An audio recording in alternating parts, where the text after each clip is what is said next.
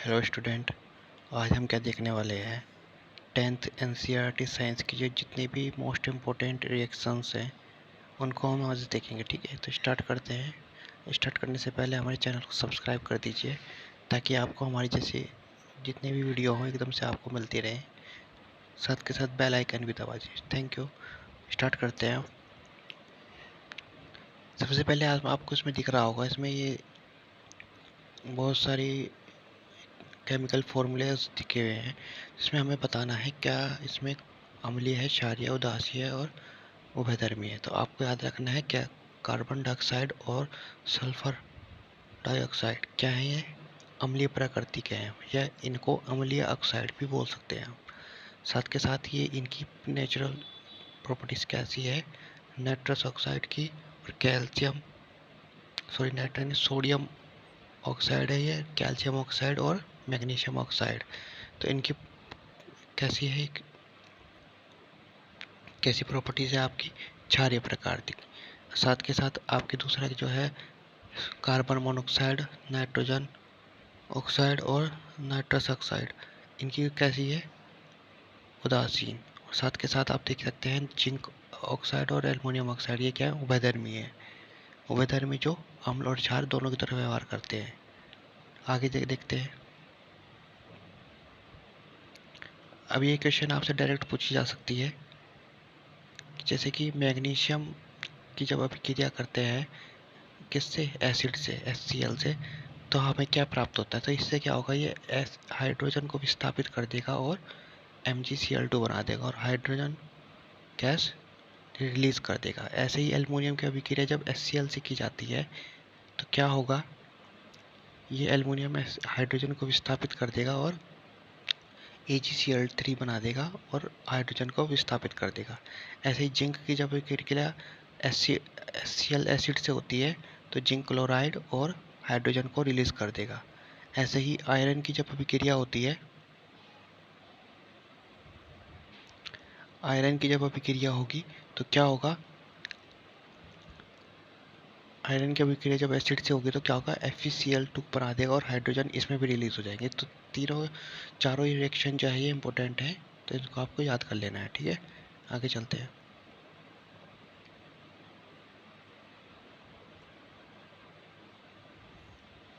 अब इसमें क्या है देखिए,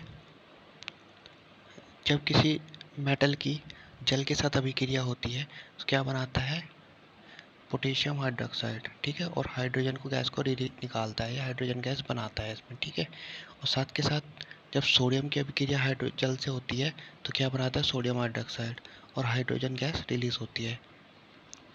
जब कैल्शियम की अभिक्रिया जल से होती है तो यहाँ पर क्या बनाता है, कैल्शियम हाइड्रोक्साइड और यहाँ पर भी हाइड्रोजन गैस रिलीज होती है। ठीक, इसके बाद देखते हैं।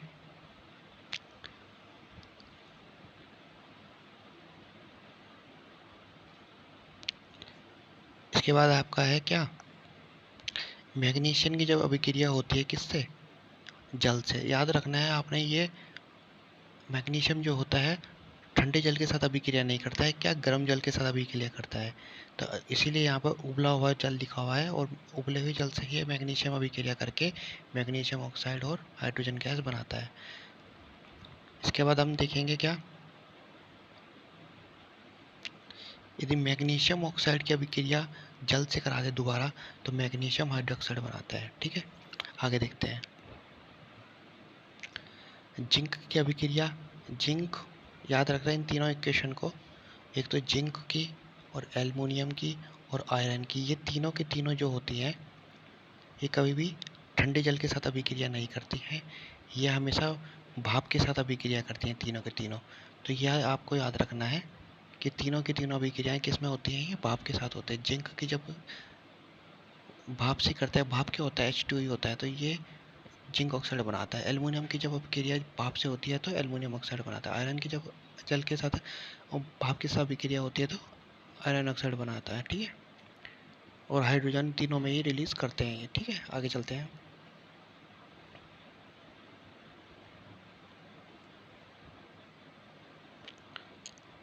अगला है, आपको याद रखना है जैसे आपको बोला जाएगा हाइड्रोजन से 2 इलेक्ट्रॉन का ग्रहण हो रहा है, मतलब दो इलेक्ट्रॉन को ये क्या कर रहा है, प्राप्त कर रहा है। तो क्या होगा इसमें,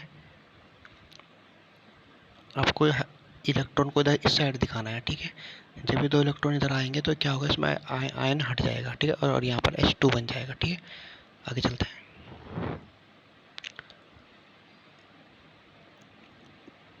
अब जिंक ऑक्साइड की अभिक्रिया जब HCl से की जाती है तो जिंक क्लोराइड बनाया जाता है, और जिंक ऑक्साइड की अभिक्रिया जब क्षार से की जाती है तो सोडियम जिंकेट बनता है।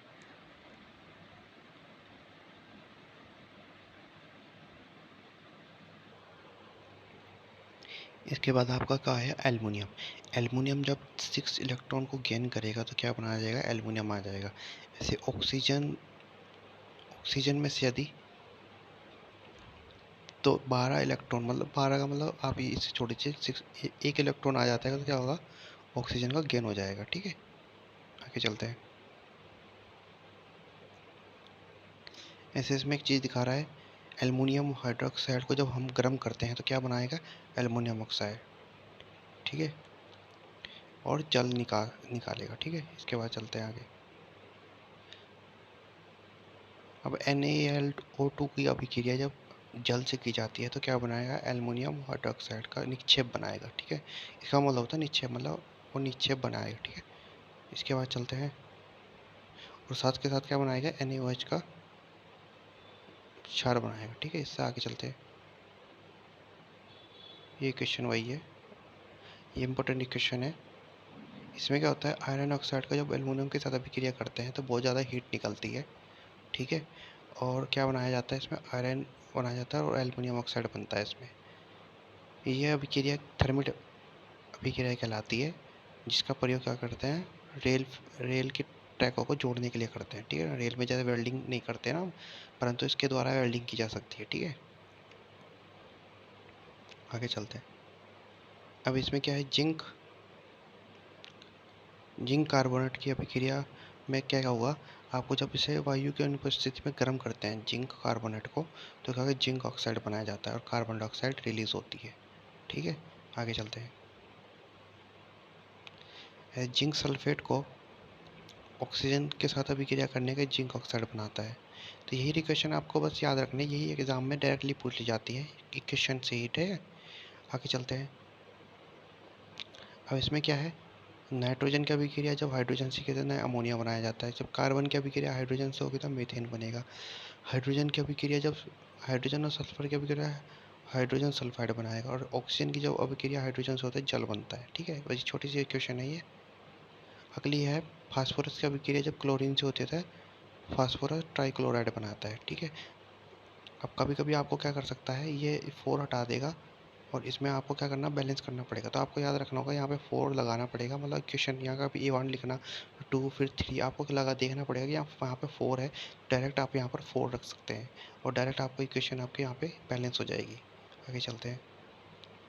अब कार्बन डाइऑक्साइड अभिक्रिया में जब कार्बन डाइऑक्साइड में जल की अभिक्रिया करते हैं तो क्या होता है, कार्बोनिक एसिड बनता है। जैसे ही सल्फर डाइऑक्साइड की अभिक्रिया जल से अभिक्रिया होता है, सल्फ्यूरिक एसिड बनता है, ठीक है। आगे चलते हैं। ये भी क्वेश्चन वही है, जिसमें क्या होता है, ऑक्सीजन में जब 2 इलेक्ट्रॉन क्या हो जाता है, रिलीज हो जाते हैं, ठीक है। तो क्या हो जाएगा, यहाँ पर माइनस का 2 चार्ज हो जाएगा। यदि एक इलेक्ट्रॉन यदि क्लोरीन से निकलता है तो माइनस का, यदि यहाँ पे 2 इलेक्ट्रॉनों का रिलीज हो जाए, यहाँ पे देख रहे हैं 2 लिखा हुआ है, यदि यहाँ पे एक ये 2 ना होता तो मतलब एक इलेक्ट्रॉन का रिलीज हो रहा है, परंतु यहाँ पर क्या है, 2 लिखा हुआ है, मतलब 2 इलेक्ट्रॉनों का रिलीज हो रहा है, तो मतलब यहाँ पे माइनस का 2 आ जाएगा। इसकी पावर यहाँ पे आप ऐसे भी लिख सकते हैं, ठीक है। अभी कार्बन की अभिक्रिया जब ऑक्सीजन से होती है तो कार्बन डाइऑक्साइड बनाया जाता है। सल्फर की अभिक्रिया जब ऑक्सीजन से होती है तो सल्फर डाइऑक्साइड बन जाता है। आगे चलते हैं। मैग्नीशियम की अभिक्रिया जब क्लोरीन से होती है तो मैग्नीशियम क्लोराइड बनाता है। आगे चलते हैं। इसमें क्या होता है, मैग्नीशियम की अभिक्रिया जब HCl से होता है, मतलब एसिड से होती है तो मैग्नीशियम क्लोराइड। जिंक की अभिक्रिया होती है तो जिंक क्लोराइड। आगे देखते हैं। ऐसे एल्युमिनियम की अभिक्रिया जब भाप से होती है, मैंने पहले ही बता देता, एल्युमिनियम जो होता है वो भाप से, और ठंडा जल और गर्म जल से अभिक्रिया नहीं करता है, वो केवल भाप से अभिक्रिया करता है। तो एल्युमिनियम ऑक्साइड बनाएगा और जल सॉरी हाइड्रोजन को रिलीज करेगा। साथ के साथ आयरन भी क्या होगा, जल से अभिक्रिया करेगा। ठीक है, आयरन जल से अभिक्रिया कर सकता है तो आयरन ऑक्साइड बना सकता है। ठीक है, एल्युमिनियम का अलग केस है, इसका अलग केस है। आगे चलते हैं। मैग्नीशियम भी क्या होता है, ठंडे जल से अभिक्रिया नहीं करता, गर्म जल से अभिक्रिया करता है। तो ये क्या होगा, मैग्नीशियम हाइड्रोक्साइड से अभिक्रिया करता है। ठीक है, आगे देखते हैं। सोडियम जल से अभिक्रिया करेगा, सोडियम हाइड्रोक्साइड। कैल्शियम जल से अभिक्रिया करके कैल्शियम हाइड्रोक्साइड का निर्माण करता है। नेक्स्ट देखते हैं। मैग्नीशियम को जब ऑक्सीजन के परसेंट में जलाया जाता है तो मैग्नीशियम ऑक्साइड बनाया जाता है। ठीक है, तो ये जो सीधा सीधा आप ऐसे ही बोल सकते हैं, मैग्नीशियम की अभिक्रिया जब ऑक्सीजन से होती है तो मैग्नीशियम ऑक्साइड, परंतु ये वास्तव में है क्या, जब मैग्नीशियम को ऑक्सीजन के अपसेंस ऑक्सीजन के मौजूदगी में जलाया जाता है तो मैग्नीशियम ऑक्साइड बनाया जाता है। ठीक है, और यदि इसी क्वेश्चन में हम जल से अभिक्रिया करा दें तो क्या होगा, मैग्नीशियम हाइड्रोक्साइड बनाएगा, मिल्क ऑफ मैग्नीशिया जिसको हम बोलते हैं। ये भी क्वेश्चन से आसान है। जैसे कि सोडियम से यदि एक इलेक्ट्रॉन रिलीज हो रहा है तो क्या होगा, पॉजिटिव आएगा। यदि एक इलेक्ट्रॉन सॉरी 3 इलेक्ट्रॉन या एल्युमिनियम से निकल रहे हैं तो 3 चार्ज आ जाएगा पॉजिटिव का। ठीक है, आगे चलते हैं। सल्फर की अभिक्रिया ऑक्सीजन से करना है, सल्फर डाइऑक्साइड की अभिक्रिया जब जल से हो जाए तो हाइड्रोजन सल्फाइड बनाता है। यही रिएक्शन जो होती है एसिड रेन की होती है। ठीक है, लगभग एसिड रेन इसी तरीके से बनता है। ठीक है, आगे चलते हैं। जिंक की अभिक्रिया जब जिंक सल्फेट से होती है तो ये इसको विस्थापित कर देगा, क्योंकि जिंक जो होता है इससे ज़्यादा आयरन से अभिक्रियाशील होता है, तो इसको विस्थापित कर देगा। और आयरन को, यह सिंगल विस्थापन अभिक्रिया भी है। ठीक है, इस बात को याद रखना है। आयरन की अभिक्रिया जब एसिड से कराई जाती है, आयरन की अभिक्रिया, ये एसिड है, से अभिक्रिया जाता है आयरन सल्फाइड बनाना है। आयरन भी क्या हो जाता है, हाइड्रोजन को रिप्लेस कर देगा। क्यों, क्योंकि ये इससे अधिक क्रियाशील है और हाइड्रोजन को रिलीज कर देगा ये। आगे देखते हैं। यहाँ पर क्या होगा, आयरन की जब अभिक्रिया जल से होती है तो आयरन ऑक्साइड, ये हमने पहले भी पढ़ा चुका हूँ मैं। कैल्शियम की अभिक्रिया जल से होगी तो कैल्शियम ऑक्साइड, और पोटेशियम की अभिक्रिया जब जल से होगी तो पोटेशियम हाइड्रोक्साइड। ठीक है, आगे देखते हैं।